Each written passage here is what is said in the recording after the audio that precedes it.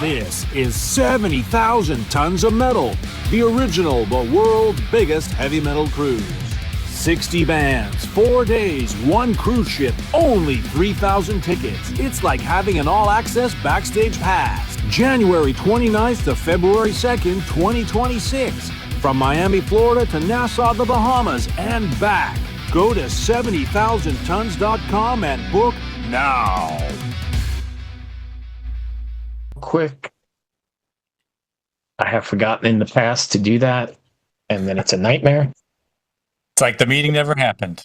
It just like it never happened, right? And then press people are like, "Hey, where is it?" Can't get out of that one. Where are you guys located geographically? While I'm pulling everything up, We're in Chicago, Illinois. Okay.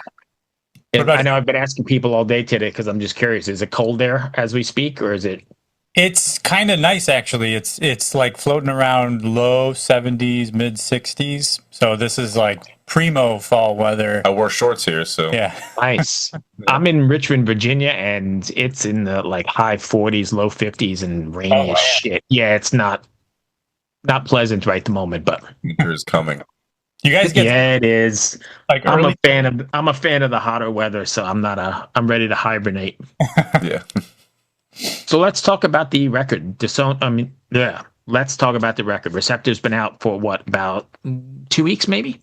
Just about now, yeah.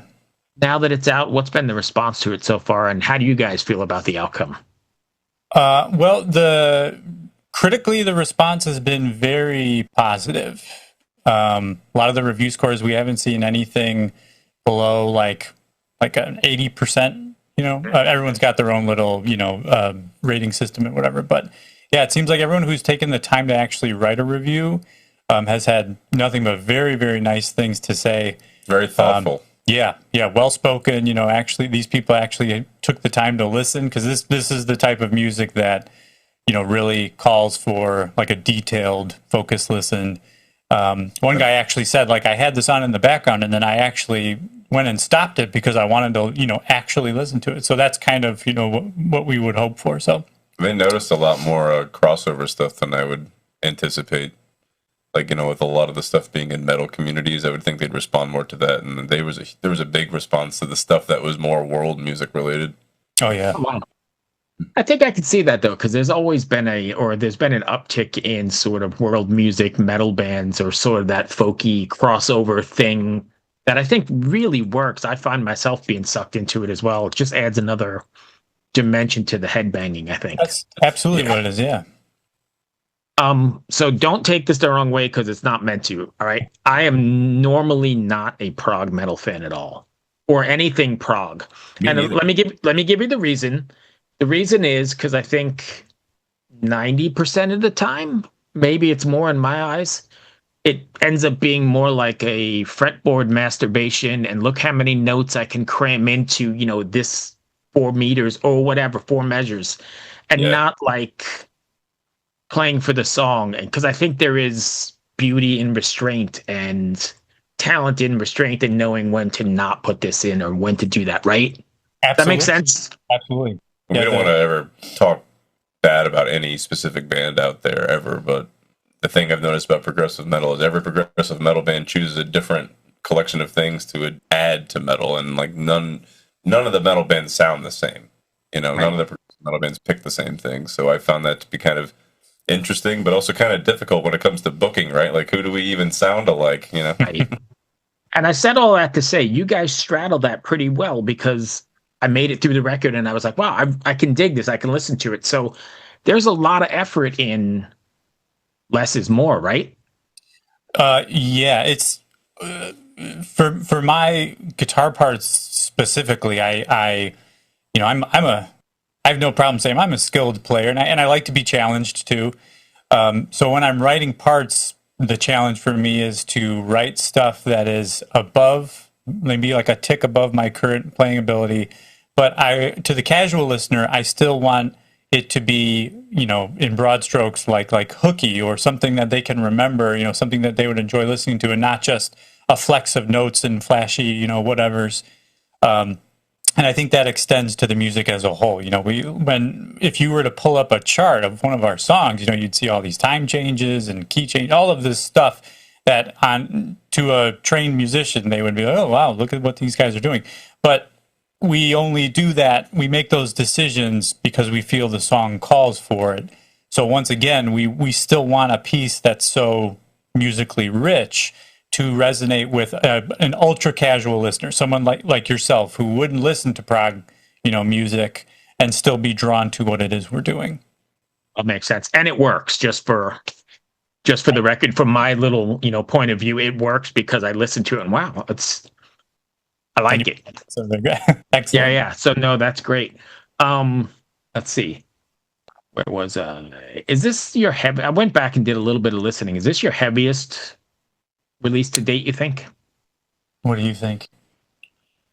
I don't think heaviest. I think most diverse, I think, because there's more like techniques and moods and pacings and stuff available than the other albums, I think. But there's also a lot of variety in the other. It's kind of hard to differentiate which one is which. They're all very separate. Yeah, I feel like with Paleo, we had Odium, which was one of the heavy, songs. Totality. And Totality, yeah. And on this one, we had It Will Drown, which was, supposed to be this sort of drunken, like heavy thing, almost like, you're on a boat and you're just, the boat's rocking and you're not really feeling too great. That was the kind of vibe we were going for with It Will Drown. And then also, what's called Shadow Consummation was also kind of more of wouldn't call it a doomy track, but it was more down tempo, maybe more on the thicker side. So it's heavy, but it's more journey like. Yeah, I think this album is easily the most refined and kind of focused, and all of we didn't put every single bonkers idea that we had into the music. There was some, a lot more sculpting involved. But I do feel like, from a mix standpoint, a lot of people have told me that, like, it sounds a lot heavier. You guys sound heavier. And I think that's a big part of the drums and, like the instrumentation. Exactly. The presentation of everything. I think that helps. Like at times we do achieve the wall of sound that a lot of bands are going for, Yeah, absolutely. How does Receptor evolve? Well, let me skip that one for a second. Let's do... With tracks like Incisor, Chimeric, and In Dawn's Wake, exploring transformational and rebirth, what human or existential themes do you hear at the heart of Receptor? Existential themes, you said? Well, I know a big one is like the earlier bits of the album are focused on sort of like a longing, and then that through that longing, there is some sort of, discovery, some sort of realization, which turns to obsession. And then from there, it turns into something much more sort of venomous. And through the second half of the album, you're kind of hearing the aftermath of those effects. And then In Dawn's Wake is, if it wasn't clear already, is sort of like the rebirth song. Like, okay, you've sort of ejected all of that. And, we're going to emerge and it's going to be on to, what's next. In a more complete way. Yes. How does that sense of drama then that you're creating, like In Dawn's Wake, translate into the studio experience? That's a great question. Do you mean the writing process? Yeah. Okay. Well, I guess this In Dawn's Wake is not unique compared to any of those songs because each one goes through a very, very vigorous and difficult writing process. I believe Weaponized was the only one on this album that was written very quickly, like maybe within the span of a couple of weeks. I had kind of figured out the Probably first draft. 4 or 5 days of work. Yeah, but some of those songs like Suffuse, for example, I had to stop work on that because I couldn't figure out what to do with it. I had the first maybe 30-40 seconds of it done, and I truly could not figure out what to do, and I had to step away from it. That song had some of the most words about the concept, about what we're going for in the song before we wrote the song. That's Oh, really? So that could be like sensory overload when you're writing the music. Mm-hmm. So like, I have all of this to try to achieve and make you see when you're hearing it, and it's like, yeah, that was that obsession. That your intro. You probably had what, 5 or 6 different intro ideas because of how you wanted like it to be atmospherically. Yeah, so yeah, there were all these radically different versions of it, and of course I'm always like, this is the one. No, this is the one. Well, you sleep on it, and you're like, no, yeah, this one. Yeah. But yes, the writing process overall for each song is very, very arduous, very involved. We have an initial meeting, the whole band, when we're planning any sort of new release, like an album or whatever, and we roughly plan out the track list, and we plan out the sort of curves of the album. What's going to be what. Is this song going to be kind of fast? This one going to be kind of slow? So we get specific, but like broad specific, and then that's where when I try to write the album linearly. So I try to track 1, get that done, and then go. Oh, really? So you don't go back in sequence later on? No, I try not to, but I had to with Suffuse because months were going by, and I was like, I need to move on. I can't have nothing happening for this song. But yeah, historically we try to do it all linearly, and then that kind of works for us. I've spoken to other musicians who, if they're coming to me about producing their album, they tell me, oh, well, I'm going to try to write, I don't know, like 15 songs, and then we'll pick like the 10 best. And I'm like, I don't know. I don't work that way because it's like the 10 that I've written that's the album. And there is no, afterthoughts that just get tossed. So you mentioned that some of these songs are arduous to write. I mean, are we talking about like the 8-minute or over 8-minute in Dawn's Wake? I mean, that's a long... That one, to be honest, I don't remember. I feel like because once I'm about 40% into the album, I'm warmed up, and things are usually coming out much quicker then. I don't feel like that one was all that difficult, but I will say the difficult thing about that song was we wanted an epic on this album, and we wanted it to have no downtime. We didn't want like an Opeth epic where there's a 3-minute acoustic strummed interlude. We didn't want any of that. We wanted everything to retain the energy, keep the pulse pushing up. Yeah, exactly. And then still end up with a decent runtime. And even when it changes dramatically, it's just like the rhythms change, but it's still pushing. Right. So yeah, there's it starts with one feel, and then like the second half is kind of rhythmically different, but there's no tempo changes or anything in that. The tempo changes. Yeah, right. It just goes from sort of a straight to a triplet thing. But no, I don't think that one was more or less arduous than the other ones. Chimeric, like you said, that's just, it was supposed to be a sort of a showcase of David's vocal, so there's not much else there. But that was still challenging in itself. Finding what's gonna keep the listener engaged on a song like this, where they're used to hearing something like Receptor from us or In Dawn's Wake. It's also a big challenge in the world because most people have a 30-second attention span nowadays, right? Yeah. So I mean, you sit down and you look.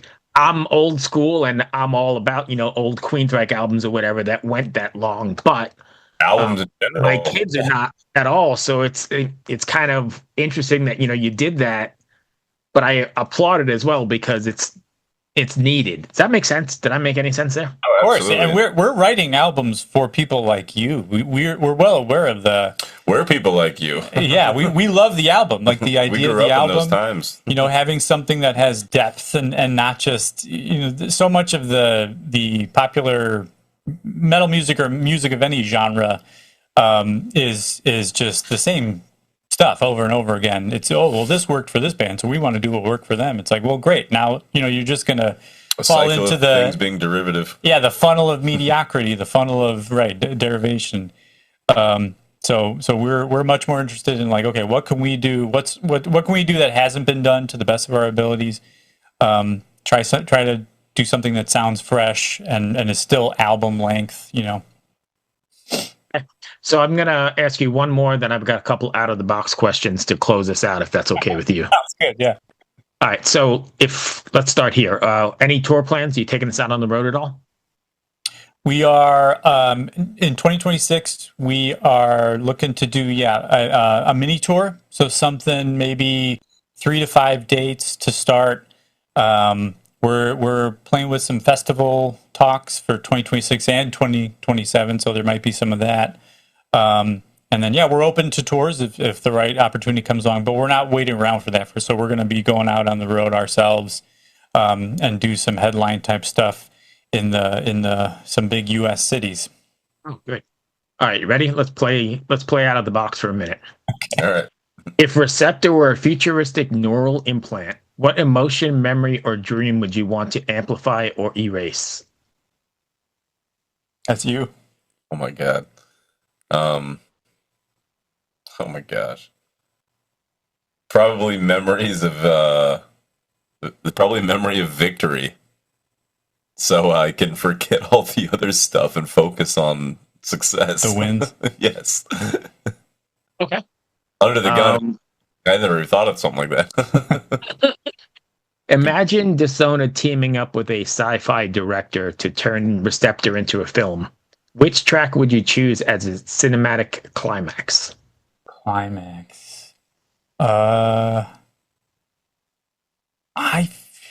It's either going to be Incisor or Weaponized, I feel like would be. I would say In Dawn's Awake, because then it leads you to wonder how you got there. Yeah. So it's like, here's the second trilogy. Now we have to make the prequels. All right. It's not George Lucas, it's Ridley Scott. Right. And let's see, one more if you don't mind.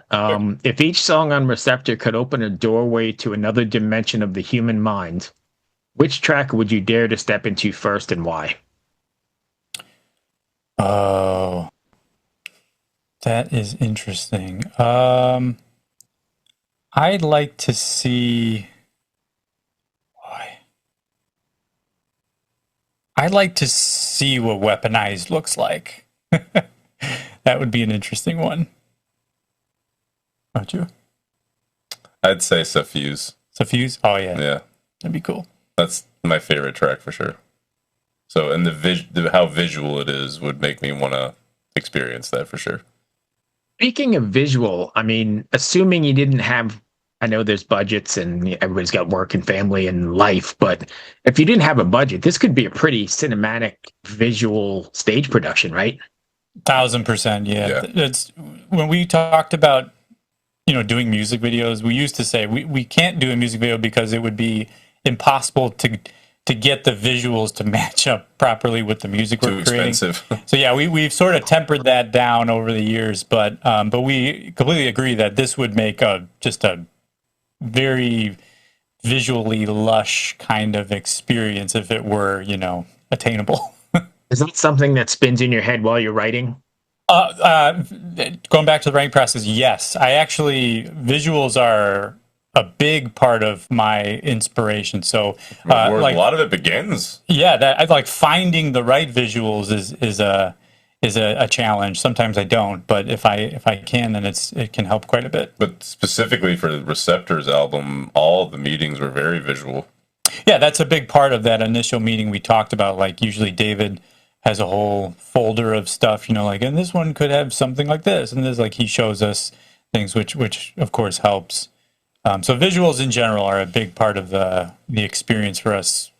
So when you say he shows you things, you mean like pictures and ideas, that kind of thing? He may have sketches because he is an artist. He may have sketches. He may have found stuff like on Google Images or whatever that he's collected. He's got actual physical sculpture that he's designed for this album that you may or may not see later. It's all over the place, but it's all very, very helpful. So heavy visual in the writing process. Yes. Interesting. Yeah, because I mean, it comes across like when you listen to it, in full. Mm-hmm. I think it definitely comes across as a journey or a cinematic sort of ebb and flow kind of thing. That's exactly what we're going for. So there's absolutely a specific emotional and energetic curve to the whole thing. We're not just writing, hey, we did this song, let's splat this one on there. No, it's very like, it's a cinematic curve, I guess you could say. Yeah. No, I get that. We appreciate that. Did I miss anything you want to cover? Because that brings me to the end, even though I know I went down a rabbit hole with some off the wall. Great questions. Is anything? Not really. This album was definitely the most difficult music I've probably ever recorded in my life. That's probably every album for us is the most difficult thing that we're working on. Right. So how are you going to play it live then? Do you worry about that? Well, you got to relearn those songs? We actually we played a sort of a secret underground show in mid-August, and so that's actually going to all be being released on YouTube in most likely November. So there'll be a full concert, pro shot concert from us, and we play 3 songs from here and then 2 others from other releases. So it was a good time. But yes, it was very, very difficult to get the stuff under the fingers and feet and everything initially. All right, so one more. I know I said I was out, but do you find you've done too much in the studio sometimes? You're like, shit, I'm not going to be able to do that live? And if so, do you leave it or take it out? That's a great question. I usually tend to find that with the layering, not so much my guitar parts. I have experienced that with guitar parts where, like, yeah, I'm overplaying this, and the amount of detail I'm cramming into, like this chord, for example, it's like no one in the audience is going to hear that except for me. So it's either I trim it down to just 2 notes and get the point across, or I play the full voicing for myself. So stuff like that. But when I'm doing the layering, the extra instruments, that's where I'm usually like, okay, let's feel how small the band has gotten now. Like, do we really need all this, or can I, once again, can I get the same sort of point across with less? So someone labeled our music maximalist, which I totally agree with. That's a great descriptor, but I am very also at the same time trying to do as much as I can with as little as I can. So it's tricky. So that brings me like all the way back to my first question, right? I think there's an art form and a certain thing that you guys applied to this where you didn't just like throw 400 notes into 2 frets or whatever. I think I know that just didn't make sense, into 2 measures or whatever, but I get exactly what you're saying. Yeah. That's absolutely it, though. It's very responsible music, I guess you could say. It might sound irresponsible, but at times, but we're very much like, maximize it, but make sure you can play it. Make sure you can actually play this and have it sound this good live. And then also context is so important. Like if you're gonna play a million notes in a measure or 2, you can't be, juxtaposing all those other measures of the million notes. You have to make it cool. Right. By having some separation. That's the contrast is huge. And that is why I started off the conversation saying, don't be offended, I'm not a prog fan, because a lot of it is just like you said. Riff I get you went to Berkeley and you can play, but the songs suffer from, maybe you should have throttled it here or something. I think that's the biggest kind of crutch with prog is like, is this going to be an assault of notes? Is this going to be every other measure is a key change or a modulation or all this weird stuff that you learned at school? But like, do we really need to apply it all the time? Because you're creating music that's actually pretty alienating. Like, I'm not getting any sort of emotional resonation from it. Right. Yeah. You're preaching to the choir, right? And I will say, like, when it comes to my drum parts and preparing to drum any Dissona music, one of my biggest inspirations, beside my own like interests and favorite drummers and all that, is Matt's writing. So like he comes up with a lot of drum parts that are like kind of unnatural to play and sometimes not even possible, but like I'm inspired by that, and he actually like makes me set up my drums differently to fit in like a sound here, a sound there that I wouldn't even been deciding. So like I feel very selfless with these songs because like I'm not even in control of my own setup sometimes, and like, but that also makes me learn a lot. Like it's really fun to have to like think about those things. And if we're gonna play a show with songs from various eras of our existence, which is like over 16 years now, then like I have to really think about how I'm gonna set my stuff up, because like I've been using very dramatically different setups every single album, and like mainly Matt's fault, but also I really like that. I always tell Drew, I'm like, here's what I got for the drums, but make them your own, make them human, and sometimes he will, and sometimes he'll say, you know what? No, I'm going to play that because it's awesome, and no other drummer would think to play that way. Yeah. Like, all right, whatever. All right, so I've got like 3 minutes to my next one.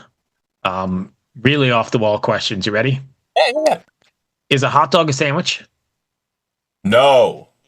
It has to be. Yes. Yeah, it's meat between two pieces of bread. Hold on. What would be your issue of it not being a sandwich?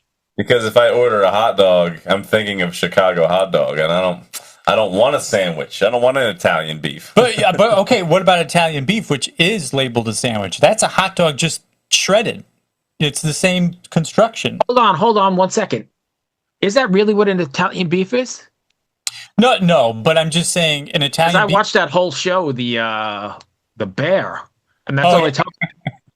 Yeah, that's and they I think they're mocking. They're either trying to make it look like they filmed it in Chicago or they did film it in Chicago. But yeah, an Italian beef, it's still in like a single piece of bread that's been sliced, so it's not two separate pieces of bread, which some people would say is what makes it a sandwich. Wait, is your hang up then that little piece of bread that's holding the two halves together? Yeah, what's the hang up? Yeah, it's the shape. It's too specific. I'm trying to give it its identity away from the sandwich. Cereal a soup? No. It used to be. It's not cooked. It's not cooked. So neither is borscht or any of those some of those, European cold soups. Cold soup? Yeah. There's another one too I'm missing. It might be a soup. Gazpacho, one of those is cold too with the dollop of sour cream sitting on top. Is it the broth or the vegetables that are missing that makes cereal not a soup? It has to be a soup. Is it the I'm gonna completely disagree. All right, last one.